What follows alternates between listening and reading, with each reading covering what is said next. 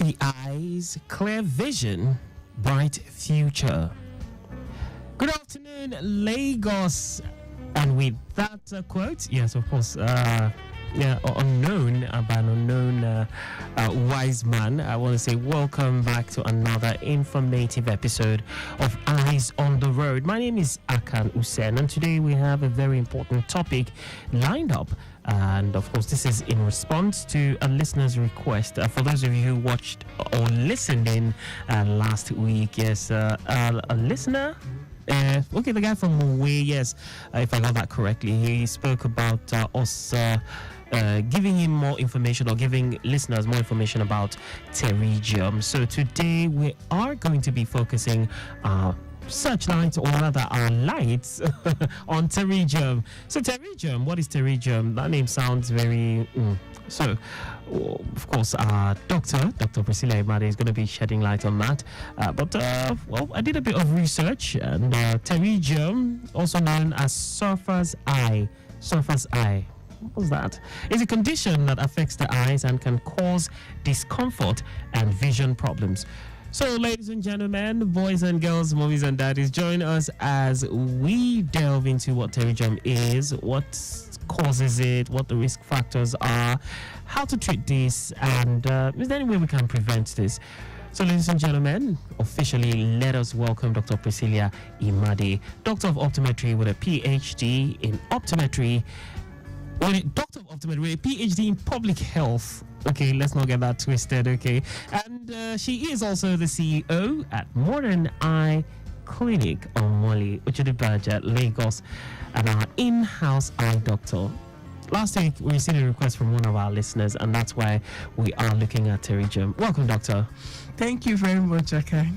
You see the way I'm just smiling and happy. I don't know. It was the smile was. You see, you just gladdened my heart by pronouncing that word correctly. Not many people can actually pronounce pterygium correctly. Okay, got the P in front of them. If someone has told me, is it pterygium?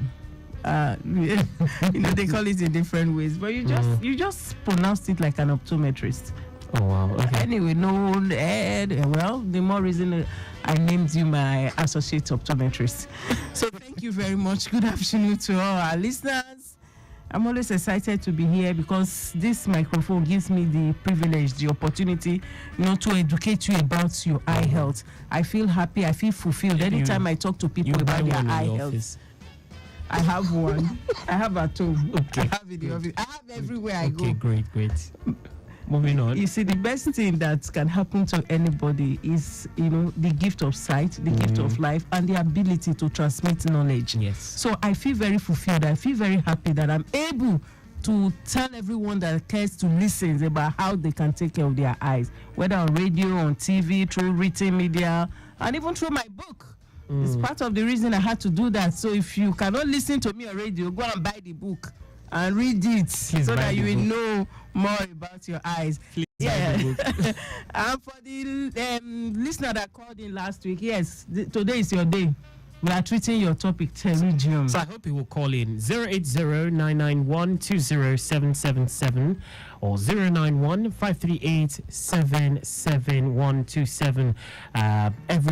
Anyone, you can call in, ask questions, seek clarification. Today we're talking about pterygium. So, Dr. Pterygium. Thank you.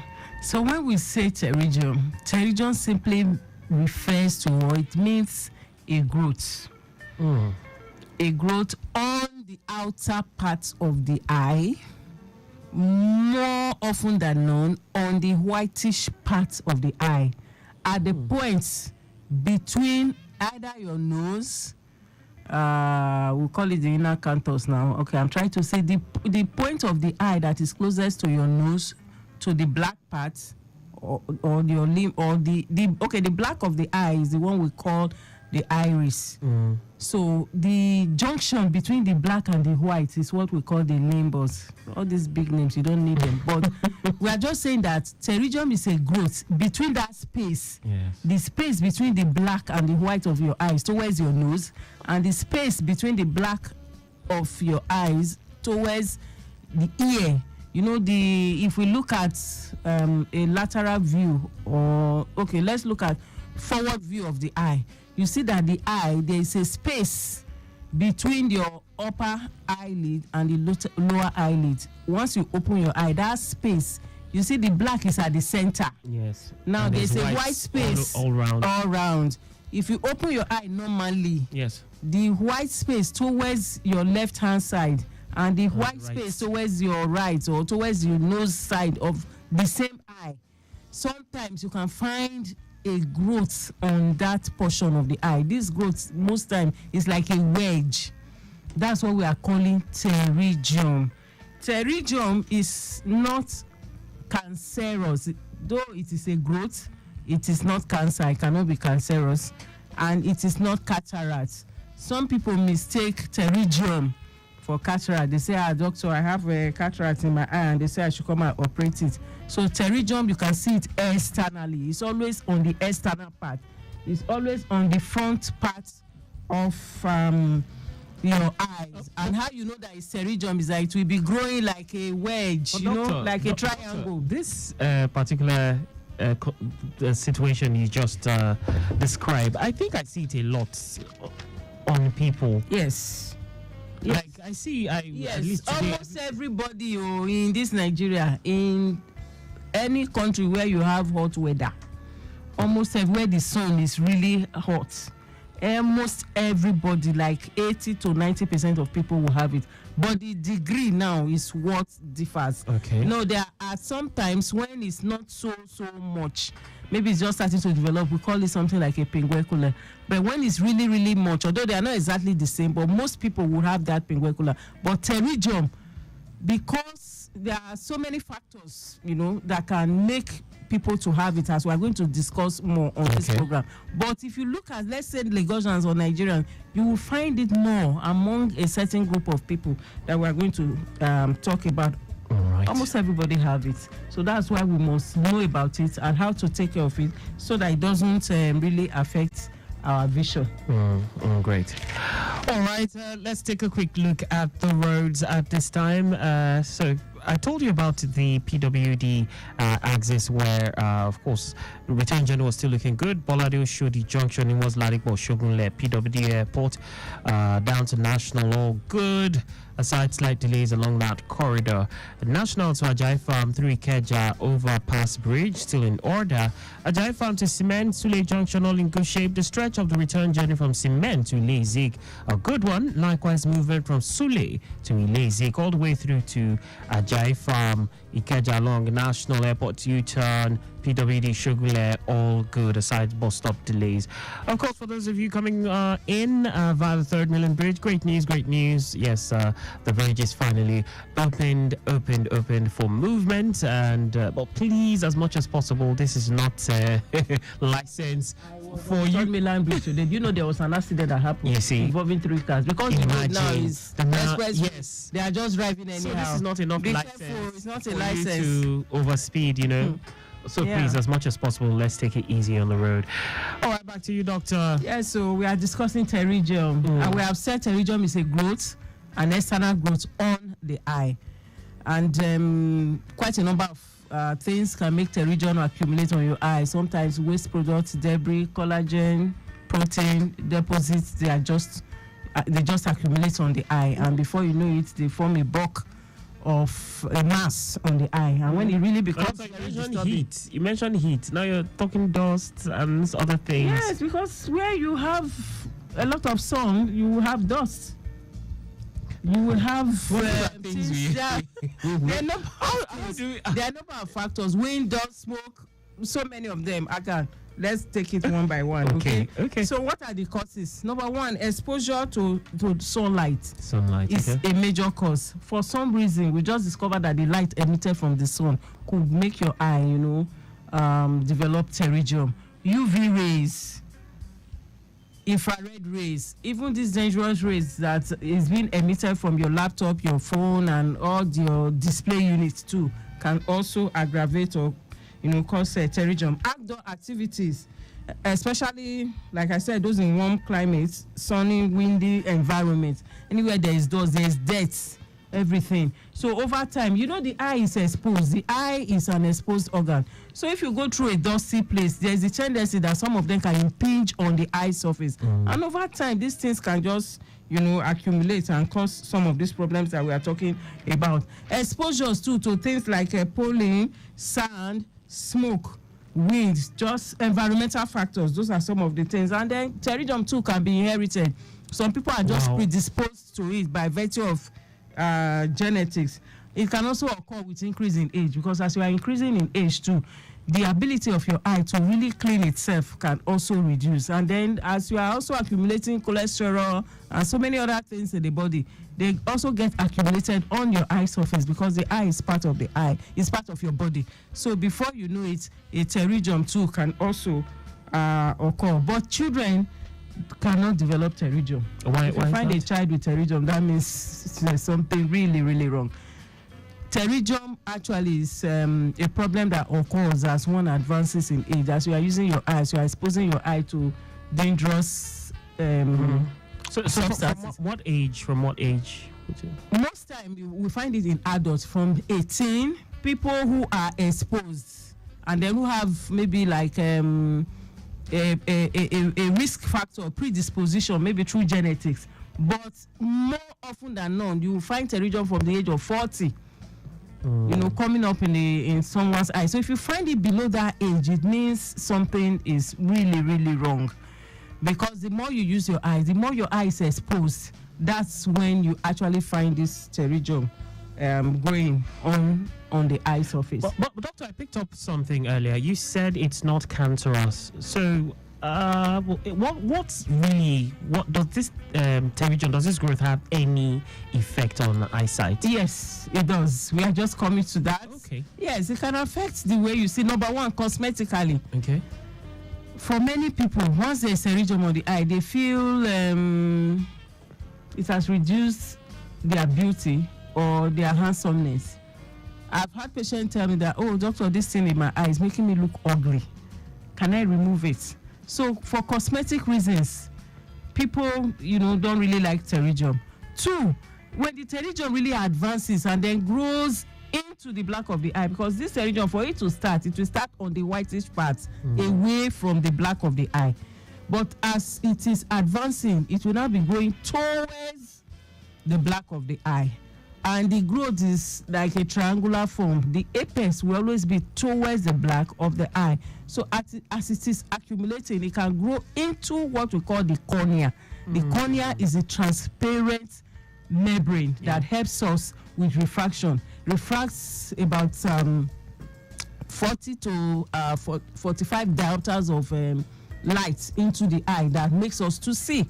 So once that happens, it can start obstructing the function of the cornea and can induce astigmatism and affect, the way one sees, or induce refractive error on the eye. So once that stage, we get to that stage, we normally expect, it to be removed.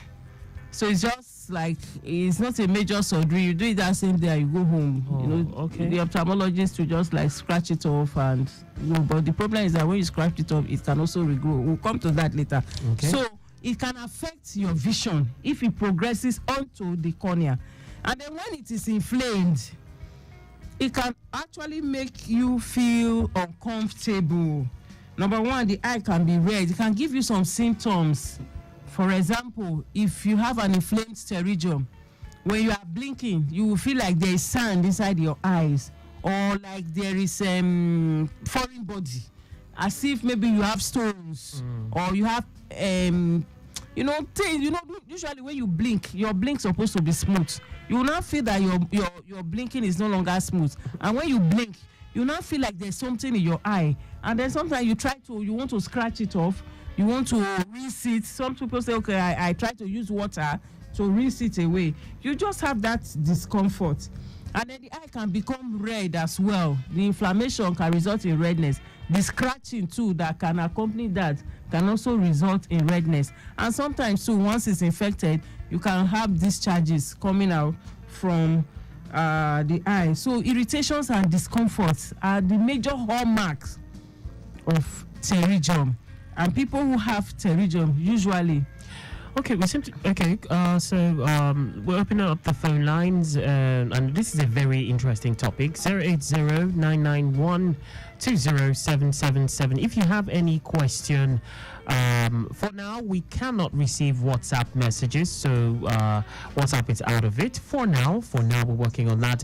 You can send a text message and you can call 080-991-20777 and 091-538-77127. The phone lines are open. You can call and ask your questions. So, Doctor, I wish I have a picture to just show people what pterygium looks like.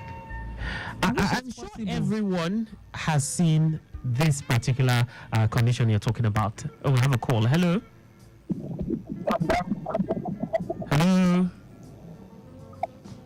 Good afternoon. Good afternoon. Welcome to the show. Hello?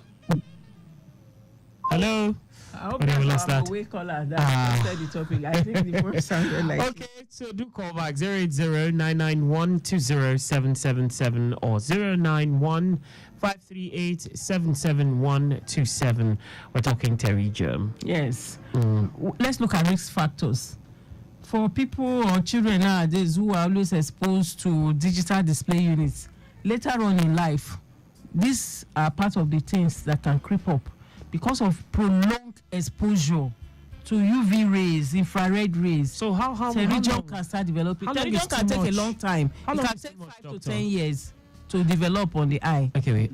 Hello. Hello, good afternoon. Hello?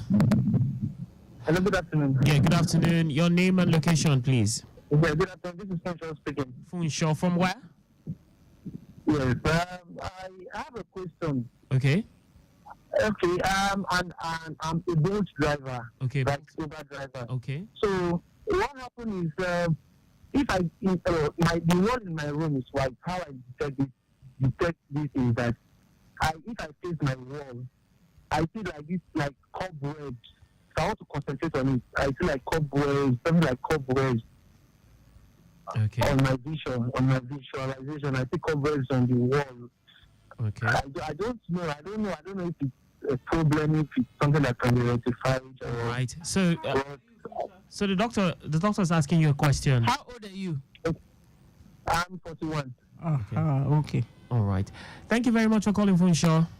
All right. Yeah, I've just listened via the radio, and the doctor would. So, doctor, you Thank see you. cobwebs on the wall. Yes. What's In fact, maybe as time goes on, we'll also talk about some of the things people see within their eyes. I think and you addressed this sometime last year. Yes, and what the implication is. For sure, it's not normal for you to see anything inside your eyes, or when you are looking at objects, you start seeing things that is not the image of what you are seeing. If you look at the wall and you are seeing cobwebs, it means something is fundamentally going wrong with your vision, especially the posterior part of your eye. So you will need to have an eye examination. Okay. Let's find out. For some people, once the vitreous in their eye start degenerating, we have two liquids in the eye. We have the aqueous humor and the vitreous humor. Once there is a degeneration of that liquid and you are looking at something, you can start seeing things on your line of sight. It can look like cobweb. It can look like it can look like a black dot. It can look like lines. It can look like different things. So once it's cobweb, it means most likely there's a degeneration going on internally that we need to find out.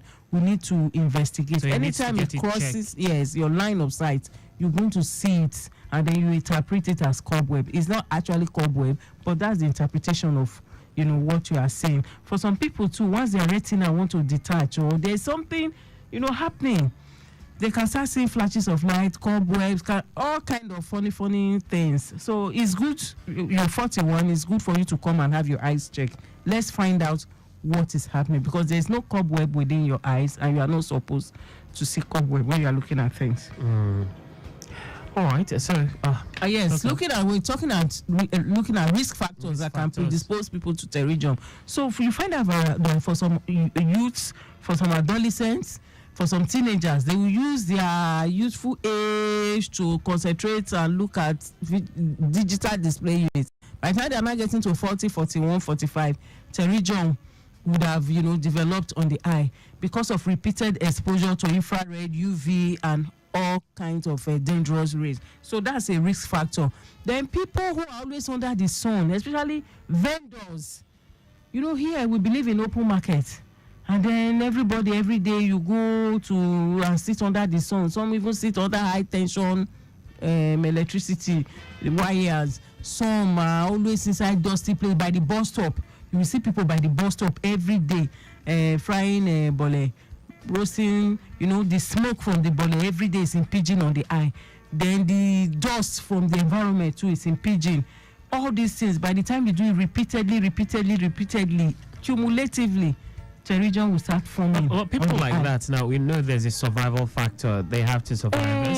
Those are occupational hazards they can do to, sort of. We always say protect your eyes, wear protective lenses. Like Okada riders now. Yes. Commercial drivers whose cars are not protected, maybe with AC, the windows are always open. By the time you do it repeatedly, in fact, most drivers, 99% of drivers will have one form of pterygium or the other going on the eye because of this repeated exposure to sunlight, to wind to dust, to environmental factors that can aggravate, the formation of pterygium on the eye surface. So these are factors that we need to look at. We always expect that if you are always by the roadside, wear protective glasses now. Here we don't believe in protecting our eyes. I've even seen welders. These people that wear iron, they are supposed to protect their eyes when they are doing that, they are welding. They will not. I've seen welders using bare eye to just weld and say, it doesn't matter. I can do it, and they just not knowing that cumulatively over time, it can have an effect on their vision. So pterygium is one of the occupational hazards that these people face. And then I've had cases where some people, once they retire from their work, they start having eye problems. They will now say, I didn't have this eye problem. In fact, as I stopped work, as I retired, that's when I started having an eye problem. Some people, they work in chemical factories. These chemicals, they are exposed to chemicals every time. Doctor, we have a call. Hello. Good afternoon. Good afternoon. Welcome. Your name and location, please. Yeah, this is Mr. First calling from the Redemption Camp. Mr. Hello. You said you are Mr. Welcome. Hello? Osas. Osas. Okay, welcome. Please go on, sir. Yeah. Yes, presently I'm having glaucoma. Ooh, okay. And the left eyes, they examine it, they said cataract is grown on it. It's two questions I have. Okay. One, can the cataract be operated? Okay. And since the little space I use is saying the cataract has blocked it. Okay. Can it be operated? That is one. Two, the right eye, 2 days ago, I start having severe pain. It's right in that eye up to my head, up to my nose side. And I called the clinic. He said that I should use any pain reliever. It's not well experienced anyway. It's a copper that just absorbed stuff they have absorbed there. So what can I do to the pain on my right eye now? I'm using contact pain reliever to relieve the pain, severe pain. Please, sir, have you checked your blood pressure? Are you hypertensive or diabetic? And how old are you? I'm not diabetic and I'm not... how old are you? I'm 66 now. Please, sir, you need to go and see a doctor. This is more than... Sorry? You need to go for medical check. You need to go and see a doctor first and foremost. You can listen over the radio. Yes. Yeah, I was with the doctor last week and I was given Paracet eye drop. before then, I was not having pain on my right eye. It turned into more severe now. Okay. So I called the optometrist, that